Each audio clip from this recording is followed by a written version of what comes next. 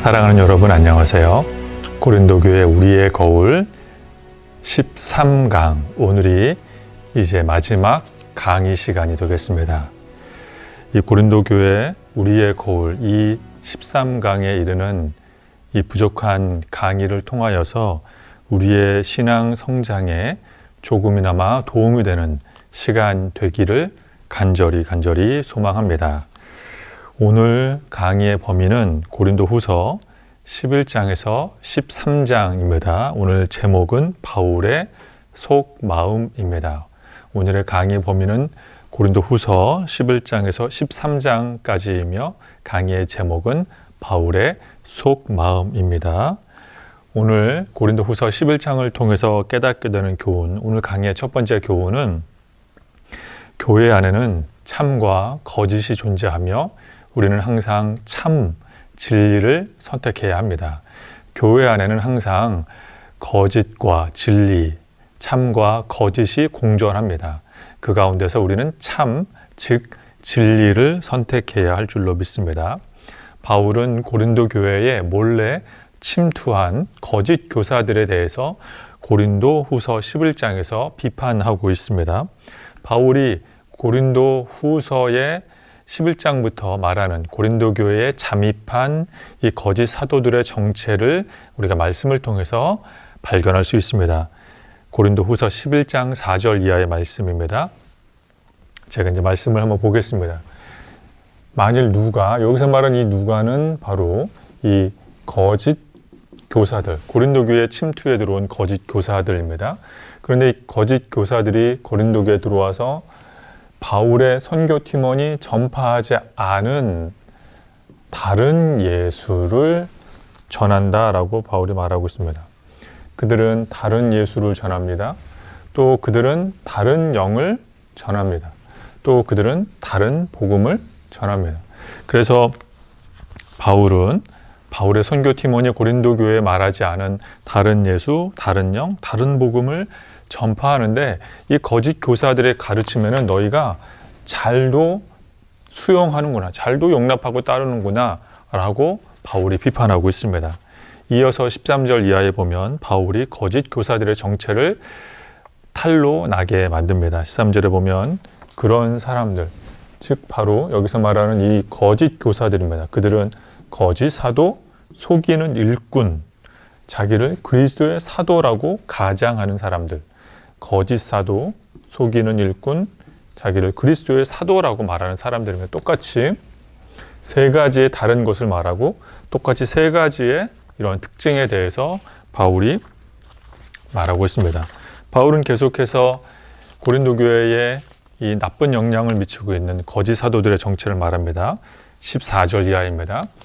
이런 일들은 이상한 일이 아닌데, 왜냐하면 사단도 하나님을 대적하는 이 악한 영도 자신을 광명의 천사로 가장하는 것처럼 이 거짓 사도들도, 거짓 교사들도 광명의 천사로 가장에 들어왔지만 사실 그들의 실체는 사단의 일꾼이다. 사단의 일꾼이다 라고 말합니다. 그 사단의 일꾼들은 자신들을 의의 일꾼으로 역시 가장한다. 그래서 사단도 광명의 천사로 의의 일꾼으로 가장하는 것처럼 그들의 정체가 바로 이런 존재들이다 라고 말합니다. 그러면서 19절에 그들은 최종적으로 어리석은 자들이다 라고 바울이 말하고 있습니다. 바울은 고린도후서 11장 1절부터 고린도 교회를 향해서 나의 연약함을 이해하고 용납해 달라라고 부탁을 하고 있습니다. 고린도후서 11장 1절에서 원하건대 너희는 나의 어리석은 것을 용납하라. 청하건대 나를 용납하라. 즉 바울은 자신 안에 부족하고 연약한 부분이 있다라고 솔직하게 말하고 있습니다. 바울의 이런 인간적인 연약함, 약점이 있음을 바울이 솔직하게 말하고 있습니다. 그런데 이 거짓 교사들은 바울의 이런 신체적, 인간적 약점을 치사하게 물고 늘어지며 바울은 사도적 권한이 없는 사람이다 라고 끊임없이 공격을 하고 있습니다. 그래서 바울은 자신의 이런 사도적 권한을 의심하게 만드는 거짓 교사들의 정체를 이와 같이 탄로하고 있습니다. 그들은 다른 예수를 전파하고, 다른 말로 하면 다른 영, 다른 복음을 전파하고, 그들은 거짓 사도이며 속이는 일꾼이며 사단의 일꾼이며 그들은 어리석은 자들이다. 그리고 그들은 거짓으로 무장했으며 예수의 사도라고 자신을 이렇게 가장해서 말하고, 광명의 천사라고 과장해서 말하고, 의의 일꾼으로 가장해서 말하고 있다. 총 9가지의 특징을 바울이 고린도 후서에서 낱낱이 열거하고 있습니다. 그러면서 바울이 이런 말을 하고 있습니다. 11장 23절. 그들이, 여기서 말하는 이 그들은 거짓 교사들을 말합니다. 이 거짓의 교사들이 그리스도의 일꾼일 수 있느냐? 그건 정신없는 소리에 불과하다. 만약에 그들이 그리스도의 일꾼이면 나는 더욱더 그리스도의 일꾼일 수밖에 없다. 나는 그리스도의 일꾼이기 때문에 이런 옥에도 갇히고 이런 매도 맞고 하는 수많은 죽을 고비, 고난을 당했다. 그런데 나를 공격하는 그 거짓 사도들이 나와 같이 이런 고난을 당했단 말이냐라고 바울이 고린도 교회에게 되묻고 있는 것입니다. 바울은 바로 내가 참 진리의 사도이기 때문에 이런 고난을 당하고 있는 것이지, 거짓 교사들, 바울의 사도적 권위를 의심하게 만드는 거짓 교사들은 바울 내 자신과 같지 않다라고 말합니다. 거짓 사도들은 절대 그리스도의 일꾼이 될 수 없다라고 바울이 못을 박습니다. 그리고 바울은 이제 고린도후서 11장에서 마지막 자신의 고난의 이력서를 말해 나갑니다. 써 내려갑니다. 고린도후서 11장의 이 고난의 이력서를 열거한 이유는 바울은 자신의 사도적 고난을 변호하기 위해서입니다.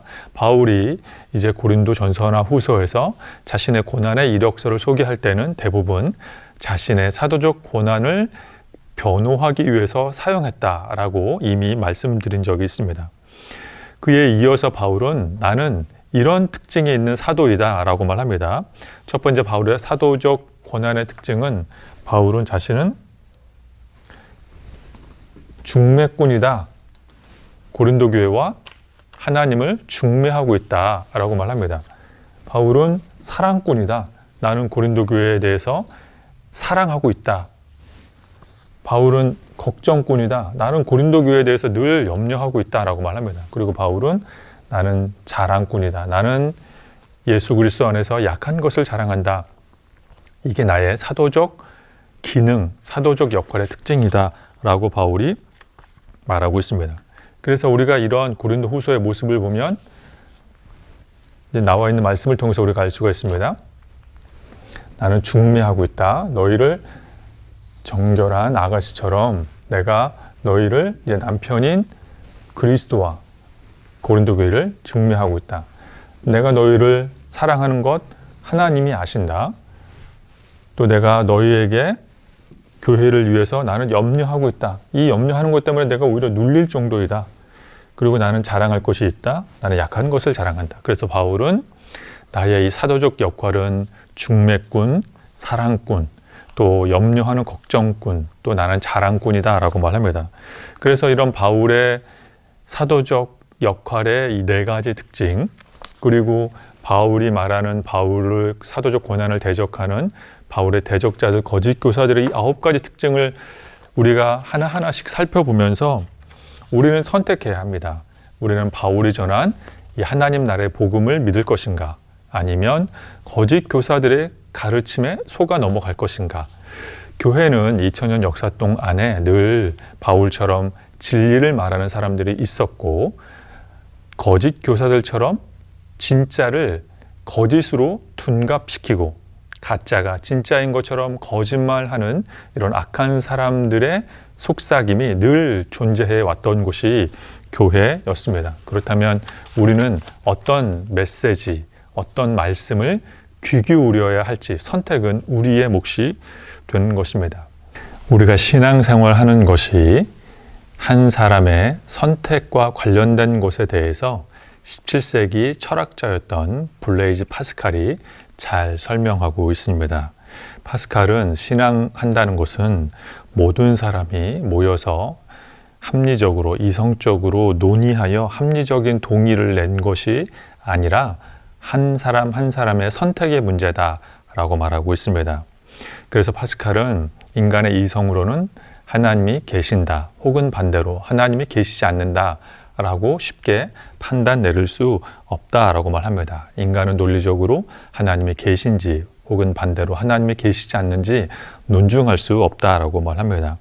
그래서 파스칼은 하나님을 믿는다라고 하는 것은 마치 동전 던지기와도 같다라고 말합니다. 동전 던지기는 여기 보시는 것처럼 동전을 던지면 앞면이 나올 확률이 50%이고 뒷면이 나올 확률이 50%입니다. 그런데 만약에 누군가가 이 50%의 확률로 나는 하나님이 계신 것을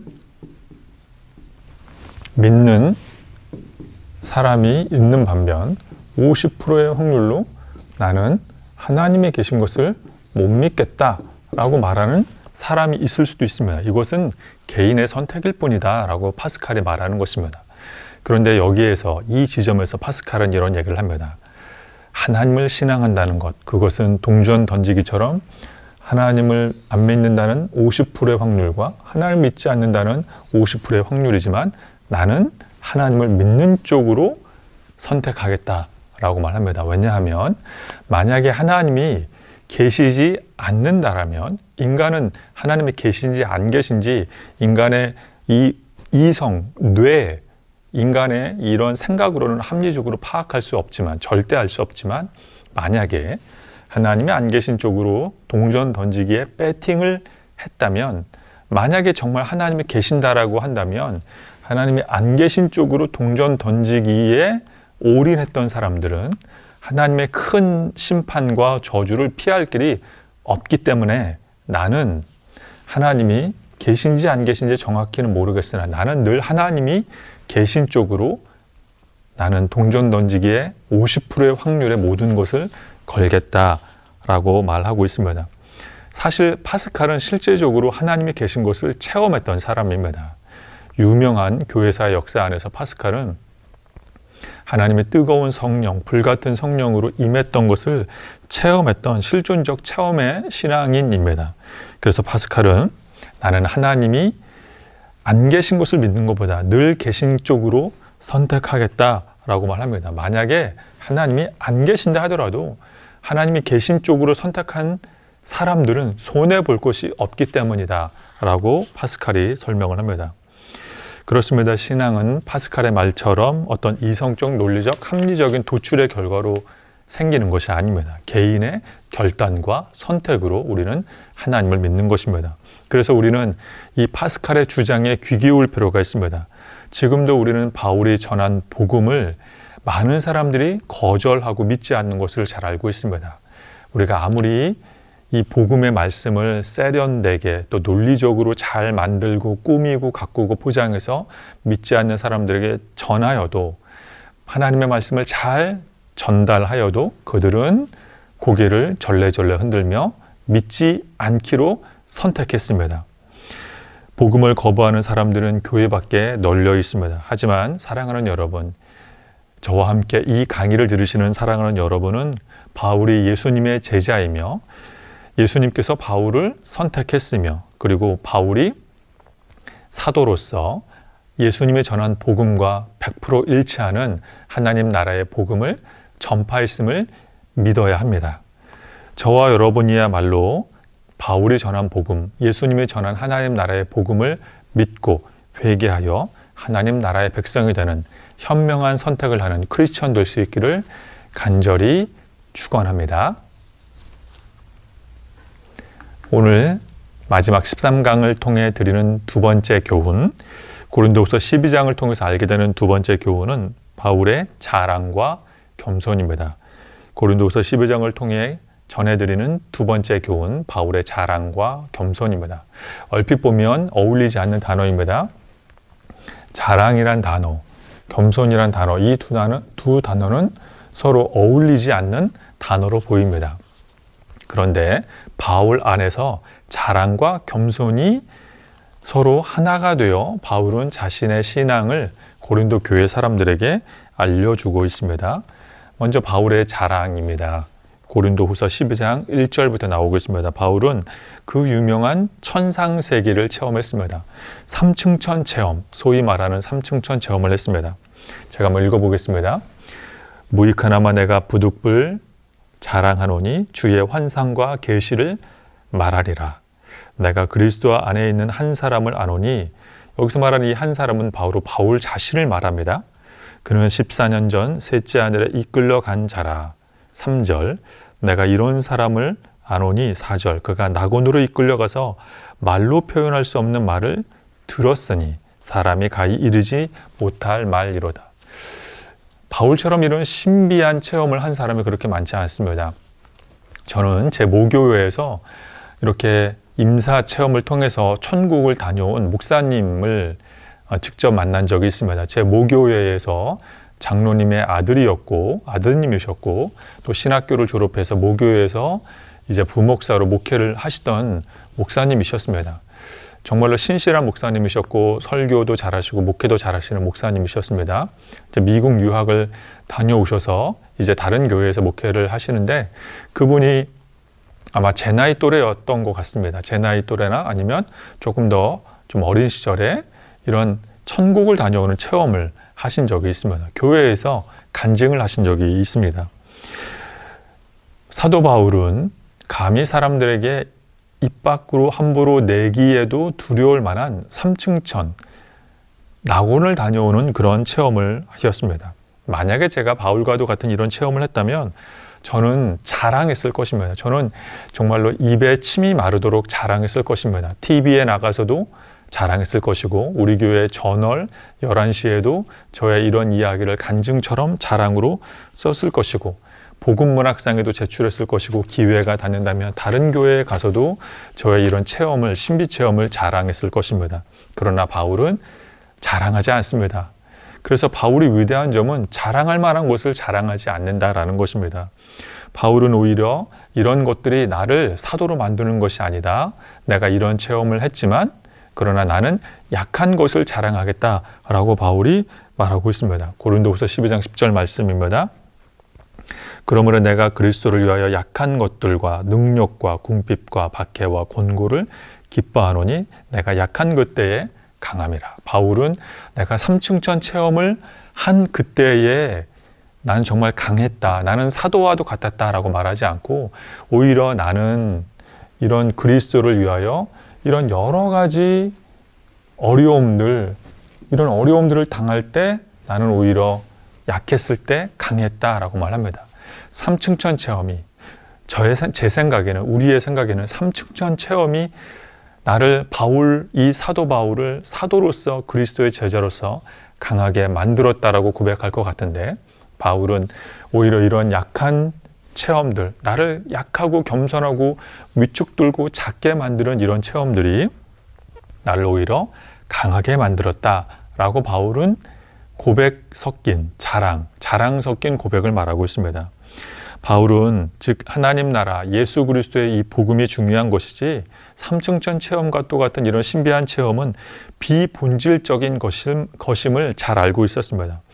그래서 하나님께서도 바울이 쓸데없는 자랑하지 않도록, 교만하지 않도록 안전장치를 바울의 몸속에 심어두었습니다. 바울이 교만하지 않도록 안전장치를 심어두었습니다. 그것은 바로 육체의 가시입니다. 고린도후서 12장 7절 이하에 잘 나와 있습니다. 여러 계시를 받은 것이 지극히 크므로, 여기서 말하는 여러 계시 중에 하나는 바울의 그 삼층천 체험을 말합니다. 여러 계시를 받은 것이 지극히 크므로 너무 자만하지 않게 하기 위해서, 바울이 연속해서 말합니다. 너무 자만하지 않기 위해서 두 번 연속 말합니다. 그래서 바울은 자기 자신을 칠 수 있는 육체의 가시를 하나님께서 바울의 몸 안에 심어두셨다라고 말합니다.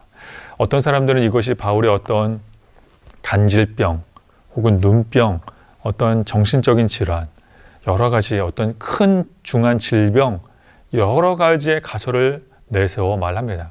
무엇이 맞는지는 알 수가 없습니다. 삼층천 체험 현상이 정확하게 무엇을 묘사하는지 우리는 알 도리가 없습니다. 그러나 분명한 것은 그것을 통해서 바울이 겸손하라고 하는 하나님의 뜻이 담겨 있었다라는 것입니다. 그래서 바울은 이 육체의 가시가 너무 바울을 힘들게 때릴 정도로 고통스러워서 이것이 떠나기를 위해 3번 간절히 간구했습니다. 기도했습니다. 그러나 받은 하나님의 응답은 바울의 능력은 약한 데서 온전해진다. 그러므로 이 가시의 은혜, 육체의 연약함의 은혜가 바울에게는 족한 것이다. 놀라운 응답을 받게 됩니다. 하나님이 우리에게 은사와 계시와 환상을 보여주시는 것은 그것은 우리가 자랑하라고 하나님께서 우리에게 주신 것이 결코 아니다라는 것입니다. 마치 하나님께서 우리에게 은사를 주신 것은 기차와 연기와도 같습니다. 제가 한번 중보기도 세미나 강의 때 비유적으로 이 은사에 대해서 설명을 한 적이 있습니다.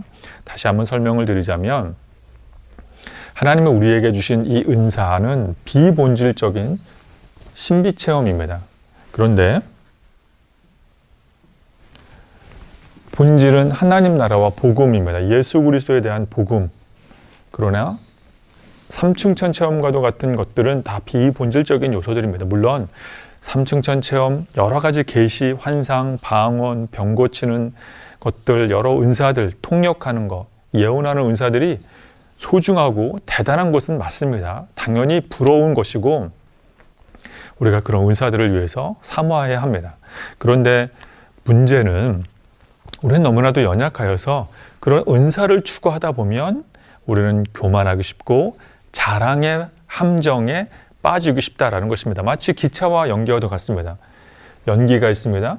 연기가 뭉게뭉게 피어오르면 그것은 기차가 가고 있다는 것을 알려주는 신호입니다. 즉 이런 비본질적인 것들, 여러 은사들, 삼층천 체험들, 신비 체험들은 연기와도 같습니다. 그래서 이 본질인 기차, 즉 거기에 은혜가 있고 예수 그리스도의 임재가 있고 하나님 나라의 복음의 말씀이 있다는 것을 이 연기는 알려줍니다. 이 연기를 통해서 기차가 있는 것을 알려주는 것처럼 은사가 있는 곳에, 신비 체험이 있는 곳에 예수님이 임재해 있구나, 임재하고 계시구나라는 것을 알려줍니다. 그런데 문제는 우리가 이 연기만 추구하다 보면 본질인 기차로부터 멀어진다는 것입니다. 왜냐하면 연기는 기차와 반대 방향으로 가기 때문입니다. 기차가 앞으로 가면 갈수록 연기는 뒤로 빨리 사라지게 마련입니다. 그와 마찬가지로 우리가 여러 신비 체험만 추구하다 보면 종국에 가서는 본질은 하나님 나라 복음과 예수 그리스도의 은혜를 놓쳐버리는 실수를 종종 범하게 됩니다. 삼층천 체험까지 한 이 위대한 바울에게 하나님께서 육체의 가시를 심어둔 이유는 하나님을 더욱 의지하는 신앙을 갖기를 원했습니다.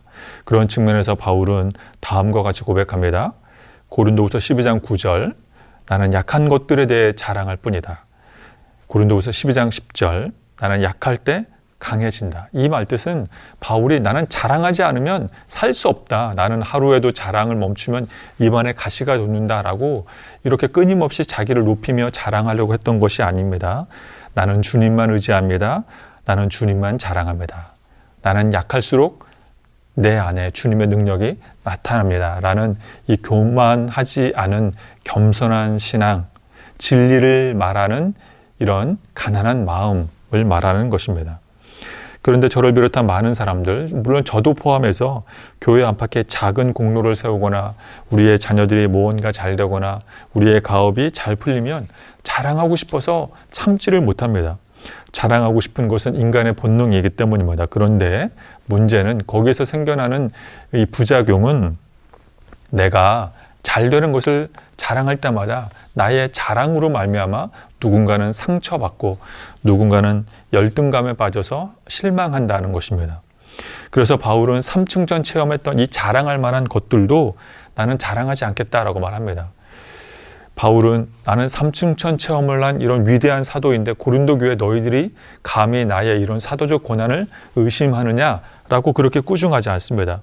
삼층천 체험까지 한 나 역시 육체의 가시를 통해서 겸손해지고 거짓을 멀리하고 교만해지지 않고 하나님을 더욱더 의지하는 가난한 심령의 사도일 뿐이다 라고 고백합니다. 바로 이런 바울의 모습을 고린도 교회가 담기를 원했습니다. 바울의 자랑은 사실 자랑이 아니라 겸손입니다. 그러므로 사랑하는 여러분, 우리가 신앙의 연륜이 오래되면 오래될수록, 기도를 많이 하면 할수록, 교회에서 많은 봉사를 하면 할수록 우리는 더욱더 겸손해져야 할 줄로 믿습니다. 하나님만 의지하는 참된 신앙인 되기를 간절히 축원합니다. 약할 때 강해지시는 주님의 능력 가운데 살아가는 저와 여러분 되기를 간절히 소망합니다. 하나님만 의지하는 겸손한 신앙, 내가 약해지고 주님의 능력으로 더욱더 강해지는 신앙, 그런 참된 믿음, 참된 신앙 소유할 수 있기를 다시 한번 주님의 이름으로 축원합니다. 제가 고린도 교회 강의를 거듭할수록 어떤 집사님들은 간혹가다 저에게 이런 고백을 하시는 분들이 계십니다. 목사님, 고린도 교회의 모습이 제가 알고 있는 어떤 교회의 모습과 너무나도 비슷해요. 이 땅에 있는 대한민국에 있는 교회의 모습과 너무나도 흡사해요 라고 말하는 그런 집사님들의 이야기를 듣습니다. 그렇습니다. 저에게 고린도 교회와 조국 교회의 이 유사한 폐단과 한계점들, 문제점들에 대해서 지적하고 말씀해 주시는 분들뿐만 아니라, 그 집사님들뿐만 아니라 국내외 신학교 교수님들, 해외 유명 목회자들도 이구동성으로 우리 한국교회 모습의 연약한 점에 대해서 고백하며 폐단에 대해서 지적하는 분들이 많이 계십니다. 특히 해외 유명 목사님들, 신학자들은 우리 조국교회의 여러 가지 문제점들에 대해서 너무나도 잘 알고 있어서, 그분들이 멀리 계시지만 우리 조국교회 문제들에 대해서 너무나도 잘 알고 있어서 염려스럽다라고 하는 그런 공식적인 그런 글들을 발표하기도 합니다. 따라서 우리는 바울처럼 더욱더 겸손해져야 할 줄로 믿습니다. 우리는 바울처럼 더욱더 주님 안에서 약해져야만 합니다. 우리 한국교회, 조국교회가 사는 비결은 우리가 주님 안에서 더욱더 약해지는 것입니다. 더욱더 주님 안에서 간절히 하나님의 은혜만 의지하는 것입니다. 그런 바른 신앙, 저와 여러분 되기를 예수님의 이름으로 축원드립니다. 오늘 13강 마지막을 통해 드리는 이제 세 번째 마지막 교훈, 고린도후서 13장 최종 마지막 장을 통해 드리는 세 번째 깨달음은 바울의 속마음입니다. 바울의 솔직한 속마음에 대해서 고린도후서 13장을 통해서 말씀드리도록 하겠습니다. 오늘 교회를 향한 바울의 진짜 속마음, 그 정체가 우리가 알게 됩니다. 13장 1절부터 나와 있습니다. 또 말씀을 한번 읽어보겠습니다. 내가 이제 세 번째 너희에게 가리니 두세 증인의 입으로 말마다 확증하리라. 그러니까 바울은 이제 세 번째 가고 싶다라고 말합니다. 이건 바울이 확증할 수 있는 바울의 속마음입니다. 9절 이하의 말씀, 우리가 약할 때 너희가 강한 것을 기뻐하고 또 이것을 위하여 구하니 너희가 온전하게 되는 것이라. 바울의 속마음은 고린도 교회가, 바울은 약해질지라도 고린도 교회만큼은 강해져서 온전하게 되는 것, 이게 지금 바울이 고린도 교회를 향한 솔직한 진실된 바울의 속마음입니다. 바울은 이렇게 고린도후서 13장, 고린도후서 전체를 이렇게 마무리하고 있습니다. 11절 이하의 말씀, 마지막으로 말하노니 형제들아 기뻐하라, 온전하게 되며 위로를 받으며 마음을 같이하며 평안할지어다. 사랑과 평강의 하나님이 너희와 함께 계시리라. 지금 바울이 고린도 교회를 향한 간절히 기원하는 바울의 솔직한 마음, 하나님이 너희와 함께 계시기를 원한다. 바울의 솔직한 마음입니다. 너희가 온전해지길 원한다 라고 말합니다. 그래서 12절 13절 모든 성도가 너에게 문안하느니라. 주 예수 그리스도의 은혜와 하나님의 사랑과 성령의 교통하심이 너희 무리와 있을지어다. 유명한 이제 목사님들이 축도에 쓰는 말씀, 고린도후서 13장 13절 말씀, 축도문입니다. 그런데 이것은 단순히 예배의 마무리를 짓는 어떤 예배의 마지막 형식이 아니라 바울이 교회를 향한 바울의 솔직한 진심입니다. 그리스도의 은혜, 하나님의 사랑, 성령의 교통하심, 즉 성령의 교제, 교회와 교회를 다니는 모든 교인들과 성령님이 한 사람 한 사람마다 친밀하게 교제하는 이 역사가 함께 하길 바라는 것이 바울의 솔직한 속마음입니다. 고린도후서 13장 말씀을 보면서 말 많고 탈 많은 고린도 교회를 바울이 정말 사랑하고 있구나라는 것을 우리는 알게 됩니다. 저 같으면 벌써 이런 고린도 교회와도 같은 교회를 포기했을 텐데 정말 나의 마음을 이렇게 힘들게 하는 이런 교회 벌써 내려놓았을 텐데 바울의 속마음은 교회를 진실되게 사랑하고 있음을 우리는 발견하게 됩니다. 왜냐하면 누구보다 바울은 예수님과 교회가 하나 된 일심동체라는 것을 알았기 때문입니다. 바울은 그것을 온몸으로 체득했습니다. 고린도후서 9장에 나와 있는 유명한 사건입니다. 고린도후서 9장에서 바울은 이제 다메섹에 예수님 믿는 사람들을 잡아가기 위해서 공문을 받아서 공식적인 공문 체포영장을 받아서 다메섹으로 향하고 있습니다. 그때 빛 가운데 나타난 예수님을 만나게 됩니다.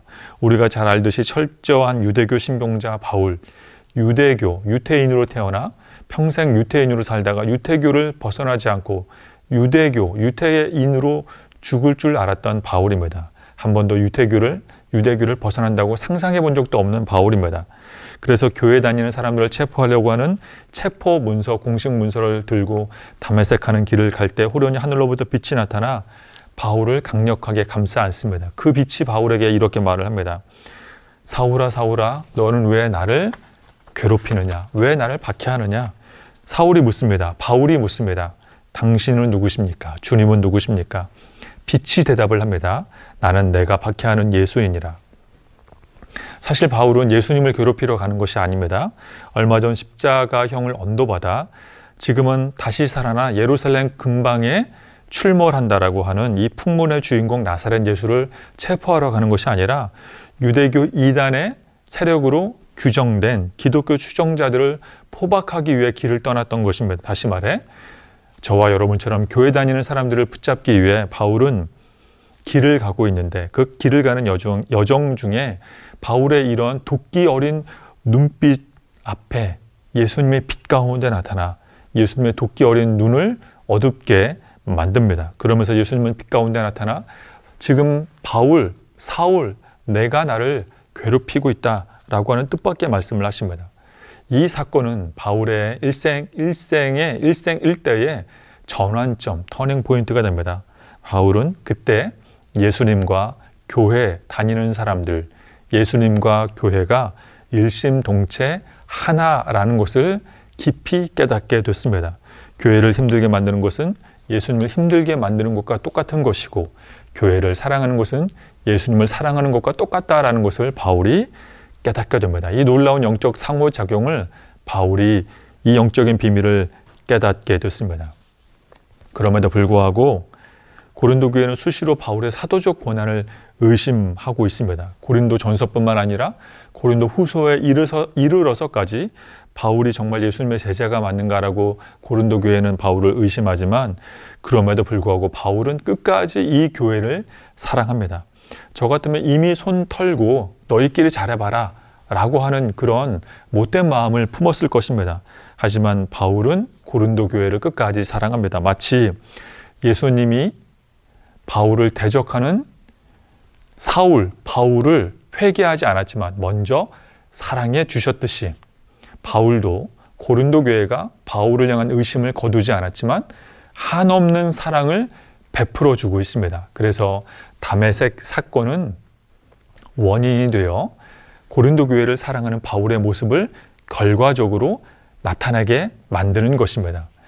과거에 예수님을 대적했던 바울의 모습은 지금 바울을 대적하는 고린도 교회의 모습과 쌍둥이처럼 데칼코마니처럼 똑같은 모습인 것입니다. 그래서 바울은 부족한 나를 예수님이 먼저 손 내밀어서 사랑해 주신 것이 선행했듯이 바울도 고린도 교회가 바울을 의심하지만 그러나 그럼에도 불구하고 바울은 끝까지 고린도 교회를 사랑하는 것입니다. 그래서 예수님이 교회를 사랑하듯이 바울은 교회를 사랑하며 포기하지 않습니다. 바울은 교회와 혼연일체를 이루어 1세기 당시 흉년과 기근이 든 예루살렘 교회마저 사랑하고 있습니다. 그래서 바울은 그 당시에는 거의 불가능한 1년에 넘는 이 장기 사역 프로젝트를 통하여서 고린도 교회를 통해 예루살렘 교회를 향한 연보를 거두고 고린도 교회도 사랑하며 예루살렘 교회도 사랑하는 놀라운 모습을 우리에게 보여주고 있는 것입니다. 왜냐하면 예수님이 교회를 사랑했고 바울이 예수님을 사랑하는 것은 교회를 사랑하는 것과 똑같은 것이라는 것을 바울이 알았기 때문입니다. 교회를 사랑하는 사람은 예수님을 사랑하는 것과 똑같다라고 하는 것을 바울이 깨달았기 때문입니다. 교회를 사랑하는 것이 예수님을 사랑하는 비결과 똑같다라는 것을 바울이 알았습니다. 그래서 저는 이 시간 이런 이야기를 남기고 싶습니다. 유명한 독립운동가였던 단재 신채호 선생님이 역사를 잊은 민족에게 미래는 없다라고 하는 유명한 말을 남긴 것처럼 저는 오늘 강의를 적용하며 이 신채호 선생님의 말을 이렇게 수정하려고 합니다. 교회를 잊은 성도에게 천국은 없다. 교회를 잊은 성도에게 천국은 없다. 그렇습니다. 우리에게 어떤 역경과 시련과 핍박이 와도 바울처럼 예수님처럼 교회를 보호하며 교회를 아끼며 교회를 사랑해야 하는 거룩한 사명이 바로 저와 여러분에게 남겨져 있습니다. 우리는 교회 속에서 동고동락하며 교회 안에서 은혜와 회복을 누리는 특권을 하나님께서 저와 여러분에게 허락해 주셨습니다. 바울은 삼층천 체험을 했음에도 불구하고 이 체험을 자랑하지 않고 바울은 약함을 자랑하는 것은 다메섹에서 예수님을 만났기 때문입니다. 바울은 고린도 교회를 내칠만도 하지만 그러나 바울이 끝까지 교회를 사랑하는 이유는 고린도 교회의 모습이 마치 다메섹의 길 가는 바울의 모습과 똑같았기 때문입니다. 그래서 바울은 교회를 안아 품어버립니다. 그리고 그 품어버린 교회의 그 품 안에서 이제 바울의 신앙도 성장하고 있습니다. 위대한 사도로서 날로 성장하고 있습니다. 이런 바울의 모습 우리가 닮아가야 할 줄로 믿습니다. 흔히 희망의 신학자라고 말하는 유명한 독일의 위르겐 몰트만 신학자는 소망은 절망 속에 피어난다라고 하는 아름다운 말을 남겼습니다. 다메섹으로 행진하는 바울의 영적인 모습은 절망입니다. 그러나 예수님을 만났기 때문에 바울은 소망의 사도로 탈바꿈하게 됩니다. 바울의 이 절망의 깊은 속에서 소망의 사람으로 꽃이 피어나게 됩니다. 왜냐하면 예수님이 바울을 만나 주셨기 때문입니다. 바울의 인생이 이렇게 탈바꿈한 이유, 인생 역전을 이룬 이유는 다메섹의 체험이 있었기 때문입니다. 이 체험 때문에 바울은 교회를 끝까지 사랑하게 된 것입니다. 이것이 바울의 솔직한 속마음입니다. 바울의 솔직한 마음은 아무리 고린도 교회가 바울을 향해서 가시로 찌르고 날카로운 칼날로 찌른다 할지라도 결코 바울은 그것을 되갚아주지 않고 예수님의 바울을 먼저 품어주시고 사랑했듯이 교회를 한없는 사랑으로 끝까지 품어주는 것이 바울의 솔직한 모습입니다. 솔직한 마음입니다. 이제 강의를 마무리하며 저 역시 고린도 교회 우리의 거울 1강부터 13강의 강의를 마무리하며 저의 솔직한 마음을 여러분들께 고백하며 오늘 강의를 마무리하려고 합니다. 저의 솔직한 마음은 이것입니다. 한 분의 시를 소개하며 저의 솔직한 마음을 말하며 강의를 갈무리하도록 하겠습니다. 우리나라에 유명한 천재 시인 2명이 있습니다. 27살에 요절한 시인 이상이 있습니다. 여러분이 잘 아시는 것처럼 시인 이상은 1910년도에 태어나서 일제시대에 태어나서 이제 1937년에 27살의 나이로 별세한 천재 시인입니다. 그리고 이상이 태어난 지 50년 만에 이상의 현현, 제2의 이상이라고 말하는 기형도라고 하는 시인이 태어났습니다. 이 기형도에 대한 이런 기념하는 박물관이 가까운 광명시에 있습니다. 한번 기회 되시면 찾아가 보시면 이 기형도 시인에 대해서 잘 아실 수 있습니다. 지금 중고등학교 교과서에 이 기형도 시인의 시가 실릴 정도로 이상처럼 기형도 시인도 사후에 유명해진 시인입니다. 27살에 이상이 요절한 것처럼 기형도 시인은 29살에 요절한 천재 시인입니다. 그의 유고작 입속의 검은 잎이라는 시집이 있습니다. 그 시집에 보면 빈집이라는 시가 있습니다. 기형도 시인이 나는 사랑을 잃고 쓰네 라는 유명한 첫 문장으로 유명해진 빈집이라는 시가 있습니다. 제가 한번 이 시를 한번 읽어드리도록 하겠습니다. 사랑을 잃고 나는 쓰네. 잘 있거라 짧았던 밤들아. 창밖을 떠돌던 겨울 안개들아. 아무것도 모르던 촛불들아. 잘 있거라. 공포를 기다리던 흰 종이들아. 망설임을 대신하던 눈물들아. 잘 있거라. 더 이상 내 것이 아닌 열망들아. 장님처럼 나 이제 더듬거리며 문을 잠그네. 가엾은 내 사랑 빈집에 갇혔네. 여기 지금은 이제 시를 해석하는 수업 시간이 아니기 때문에 아주 간략하게 소개를 하겠습니다. 여기에 보면 집이 있는데 이 집은 빈집입니다. 빈집. 그런데 집은 여러분 잘 아시는 것처럼 집은 그 안에 이제 사랑하는 가족들이 모여 있어야 가족들이 있고 또 서로 사랑하는 사람들끼리 있어야 집은 집으로서의 기능을 할 수 있습니다. 오늘날처럼 이런 어떤 재테크나 어떤 물질을 부풀리게 만드는 투자 개념의 집이 아닙니다. 그냥 건물로서의 집이 아니라 가족이 모여 함께 사랑하는 집입니다. 그런데 이 집이 빈집이 됐습니다. 왜냐하면 사랑을 잃어버렸기 때문입니다. 그래서 사랑을 잃어버렸기 때문에 이 빈집에 갇혀버렸습니다. 그래서 이 집은 빈집은 말 그대로 그냥 껍데기에 불과할 뿐입니다. 저의 솔직한 마음은 이제 대한민국에 있는 교회가 빈집처럼 될까봐 염려스럽습니다. 저의 솔직한 마음은 대한민국에 있는 많은 교회들이 부흥했던 그 시절, 화려했던 날들은 까마득한 옛날 이야기가 되어버리고 고린도 교회처럼 또 기용도 시인의 시 빈집처럼 하나님께 혼날 일만 가득할까봐 걱정이 됩니다. 사랑이 사라져버린 껍데기뿐인 집, 빈집처럼 우리 대한민국에 있는 교회가 이렇게 많은 사람들로부터 외면을 받을까? 저의 속마음은 걱정이 됩니다. 그러므로 사랑하는 여러분, 우리 모두는 바울처럼 교회를 위해 끊임없이 기도해야 할 줄로 믿습니다. 교회의 모습이 때로는 우리에게 실망이 되고 교회의 모습이 때로는 나를 아프게 한다 할지라도 교회를 끝까지 사랑하며 교회와 혼연일체를 이루며 살아가야 하는 사명이 우리 모두에게 남겨져 있습니다. 이 땅에 있는 모든 교회가, 이 땅에 존재하는 모든 교회가, 삼위일체 하나님을 섬기는 모든 교회가 부흥하며 건강해질 수 있도록, 회복하며 성장할 수 있도록 참과 거짓 중에서 늘 참된 진리만 선포하는 교회가 될 수 있도록 우리는 기도해야 합니다. 열심히 교회에 소속되어 교회를 섬겨야 합니다.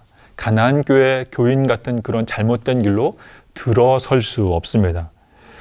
13강을 마무리하며 때로는 강의의 내용들이 우리를 편안하게 하지 않는 내용일 수도 있었을 것입니다. 재미있고 은혜로운 이야기보다는 불편하게 만들고 부담되는 이야기가 많았을 것입니다. 그럼에도 불구하고 사랑하는 여러분, 이 13강의 강의를 통하여 내가 더 교회를 사랑하는 마음이 한 뼘 더 자라가고 그 안에서 성장해야겠다라고 하는 각오가 우리 가운데 조금 더 생겨나고 내가 교회를 멀리했다면 한 걸음 더 교회로부터 가까워지려고 하는 마음이 우리 가운데 회복이 되고 그리고 한 뼘 더, 한 폭 더 교회를 품고 사랑하려는 마음이 생겼다라고 한다면 고린도 교회 우리의 거울 13강 전체를 통해서 하나님께 영광 올려드릴 수 있습니다. 사랑하는 여러분, 13강 전체를 통해서 부족한 저의 강의를 들으셨습니다. 참으로 많이 부족한 시간이었습니다. 그럼에도 불구하고 바울처럼 교회를 사랑하기로, 교회를 품고 기도하기로, 아무리 교회에서 상처받고 힘든 일을 겪는다 할지라도 교회를 삶의 우선순위로 선택하며 교회 안에서 신앙 성장의 유익을 누리시는 큰 은혜를 받는 우리 모두가 되기를 예수님의 이름으로 축원드립니다.